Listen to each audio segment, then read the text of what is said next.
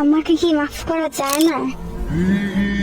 তুমি তো আমাকে অনেক ভালোবাসতা, আমি যা বলতাম তাই করতাম, তো এখন কি আমাকে মাফ করা যায় না? আমি জানি আমি অনেক বড় ভুল করছি, যেটা মাফ করা যায় না। তাও প্লিজ আমাকে মাফ করে দাও, আরেকবার সুযোগ দাও।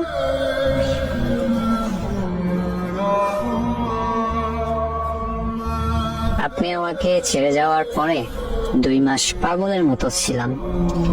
কি করব কিছুই বুঝি নাই, এমনকি অনেক নেশাও করছি আপনাকে ভুলে যাওয়ার জন্য, তাও কাজ হইতো না। তারপর ধীরে ধীরে আপনাকে ভুলে যাওয়া শুরু করলাম, আর এখন আপনাকে প্রায় ভুলে গেছি বললেই চলে। আর আপনি এখন ফিরে আসতে চান? প্লিজ মাফ করে দাও। তুমি আমাকে যা বলবা তাই করব, যেভাবে চলতে বলবা সেইভাবে চলবো। তোমার পায়ে পড়ি, প্লিজ আরেকবার সুযোগ দাও। আমি নিজেকে অনেকটা শক্ত করে নিয়েছি। তুমি কেমন আগে ছিল না? আপনি আমাকে এমন করছেন, বাধ্য করছেন, চাই নাই এমন হইতে। খুব কান্না করছিলাম আপনি ছেড়ে গেছিলেন যখন, কিন্তু লাভ হয় নাই কোনো।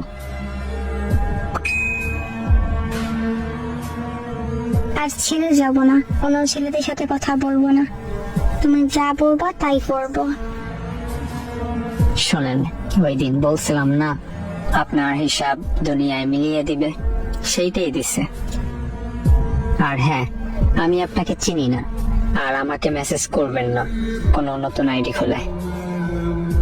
আমি তোমাকে ছাড়া থাকতে পারবো না, ইবু প্লিজ মাফ করে দাও। কোনো চান্স দিতেছি না, আর ভালো থাকবেন। এমন করবো না, আমি তোমাকে ছাড়া ভালো থাকতে পারবো না, আমি মারা যাব। সত্যি অনেক ভালোবাসি তোমাকে, সত্যি মারা যাব। তুমি বলো এখন আমি কি করব? তুমি যা বলবা তাই করব। বলার কিছু নাই, আমি আপনাকে আর আপন করে নিতে পারবো না, সরি।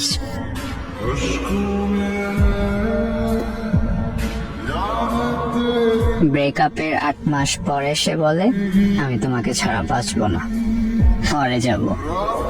ফাইজলামো যত সব।